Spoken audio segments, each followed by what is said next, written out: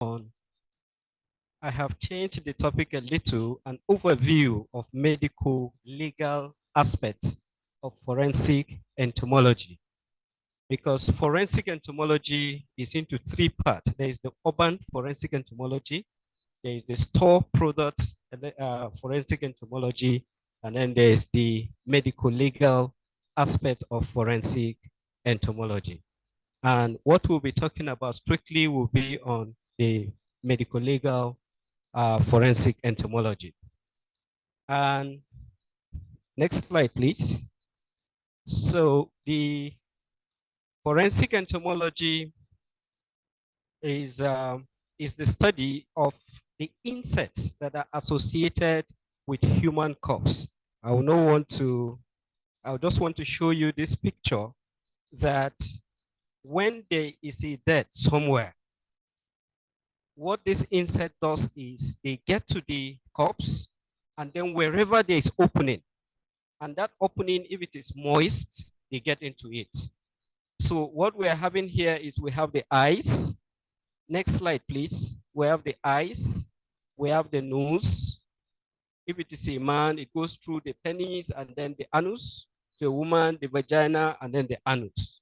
That's where these flies goes and then lay their eggs. Which type of flies are these? There are so many flies that are involved, but the one that we're going to be concentrating on are the calliforas. Those calliforas are the ones that find themselves straight to that corpse. If you see the last line, said blowflies have a keen sense of smell, and this means that some species can dictate a dead body from up to 16 kilometers distance.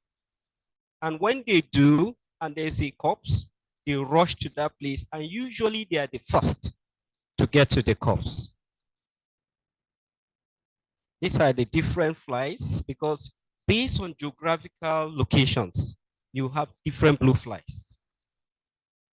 The one I work with are the ones in the temperate regions, which are called Califora vicina.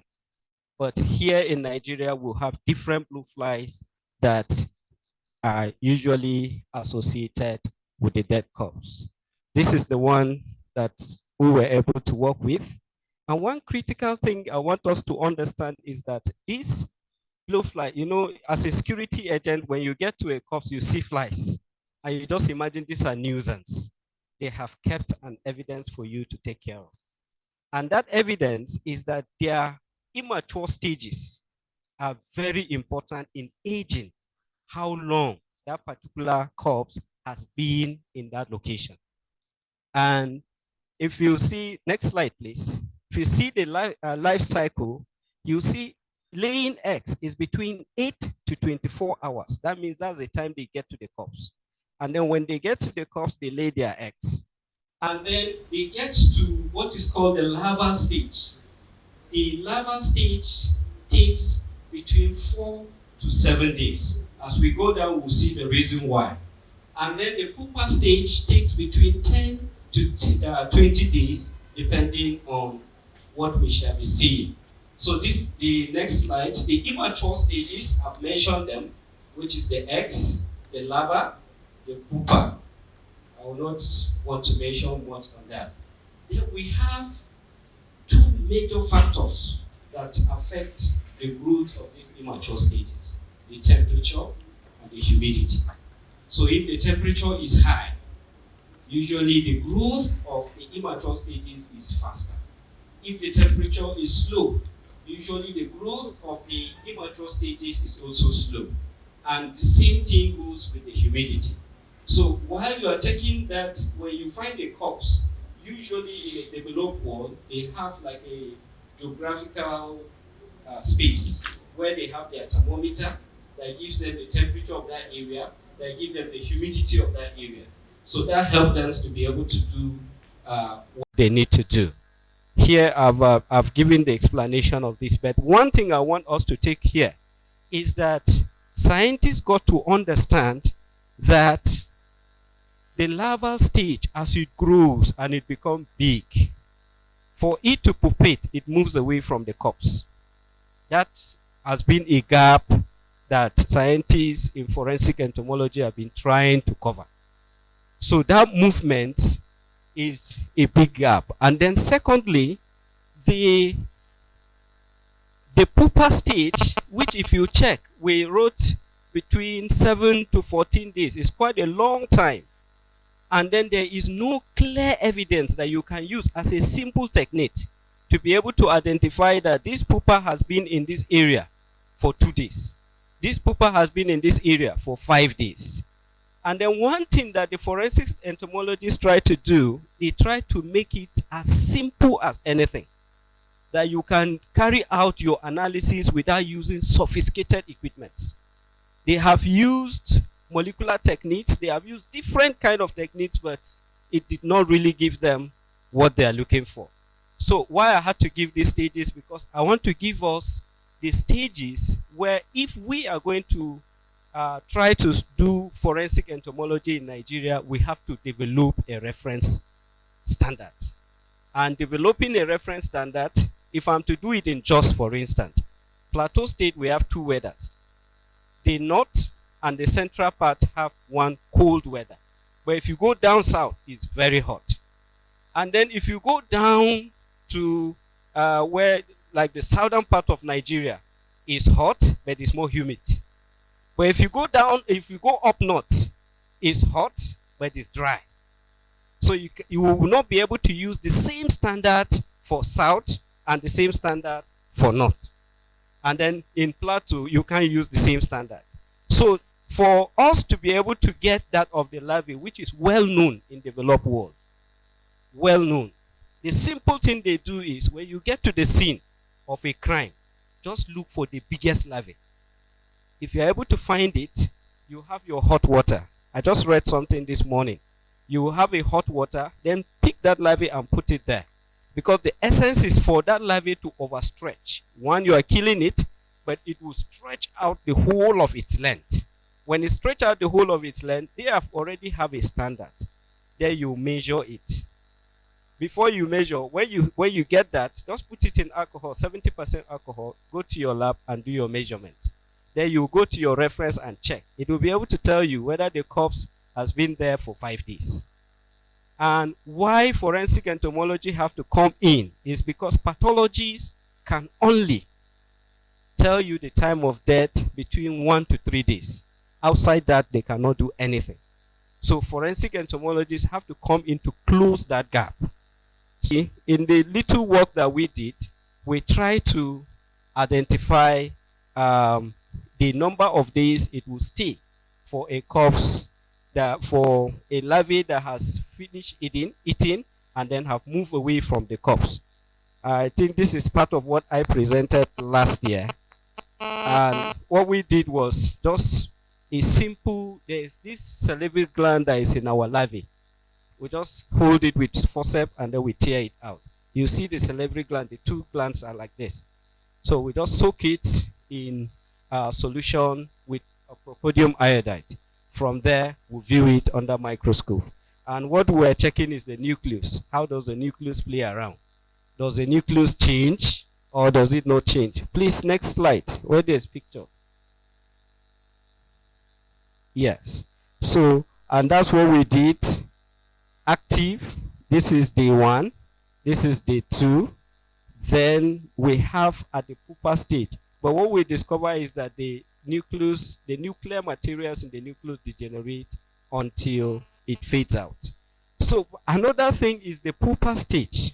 We did a more thorough work on the pupa stage, but we did a very simple analysis. The first one is there is this growth that is found in the pupa stage of the blue fly, and it's called the yellow body. And when we now check, next slide, where there's picture after pupa, this was what we tried to do. You see, what I try to describe is that when you look at this pupa stage, you will find out that if you check that second one and the third one, the colors are almost the same. So it will be difficult for you to come to a scene and then just pick pupa and then start saying that this pupa has been there for 2 days. It's very difficult. So we try to use the the yellow body in that pupa. And what we discover is that that yellow body contains food, because the pupa that you are having is stationary. It does not move, and it does not have where it will eat. So that yellow body in it is the one that supplies the nutrient that the this thing eats, and then it continues to grow and grow and grow. We did this at a temperature of about 25 degrees centigrade, and this was what we were able to see for temperature of that nature. Then go to the next, please. This one you can see, this is at temperature 15 degrees, because we use a cold room to keep this larvae, the pupa. You can now see the changes has increased, and this is because we have used a lower temperature to grow the pupa. And then you can see the number of times is more than what we have. Go to the back again. Back. Yes.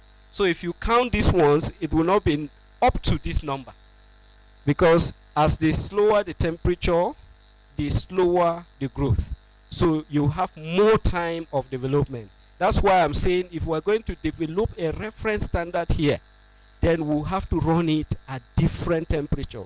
Because assuming now you are a security agent and you see a corpse in a freezer, you cannot use the standard for outside to be able to determine that time of death. It's not possible. Why? Because the rate at which that one would have grown would be different. So develop what they try to do, they have developed standard for if that corpse is in a freezer, if that corpse is wrapped, because what we use as a model is pig. We use pig as a model. So you wrap the pig in the carpet, the way the crime, the people committing the crime usually do it. Then you now monitor the time of collecting these samples day after day. And we did another thing. Next slide. We try to use morphological change of the development of the fly. And next, where the picture is. So you can see what we did. This time around, we're not collecting the yellow body. What we're interested in is the development of the pupa into adult flight. And at 25 degrees centigrade, you can see what we have. The number of days are fewer. If you go to the next please.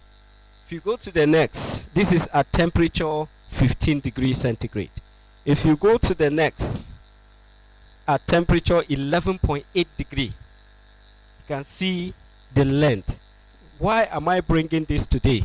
It's just to tell us that if we really want to practice this forensic science and we want to put it into practice, we must commit money to start developing standards. Here we've been talking about fingerprinting. We have not developed the standards. If we develop these standards, then we can now say we're ready to start. Because that is where we'll have to start from. We must go back to practice. There was a question the AIT guys asked me, and I told them, politicians must know that research is research, and politics is politics. Vote money for research, vote money for your politics, and leave researchers to do their work. And then politicians do your own work. From there, we'll be able to go somewhere. And the conclusion of it is that we have used morphological, are usually much easier to use. And scientists are still working hard, especially at the pupa stage, to be able to see how they will be able to get reliable results that can also be reproducible. And then at the end of the day, any forensic lab will be able to run this test without you going to buy very big equipment. That's what the forensic entomologists are trying to do. As I said, I was reading something this morning. I was one time in the European Union of Forensic Entomology Conference, the one they held in 2021. Usually the hot water is boiled water that is used to kill the larvae. But I saw their report. They said, no, make sure the water is just 80 degrees centigrade. And don't leave the larvae in that water for more than 30 seconds. So you can see rules of developed world where they have gone far. So we're trusting God that forensic association of professional forensic scientists will help us to see how we can start putting things into practice, not just coming to give literature review day in, day out. At least by next year, I was telling my Oga here, we have started a work with a PhD student who is a deputy commandant of civil defense. And hopefully, if God takes us to next year, we'll bring the findings of that work. We have used peak to grow it at the lowest part of plateau and at the highest part of plateau, and we have collected all the insects that have succeeded themselves at each stages. So if God takes us to next year, by the grace of God, we'll bring that results for you to see. Thank you.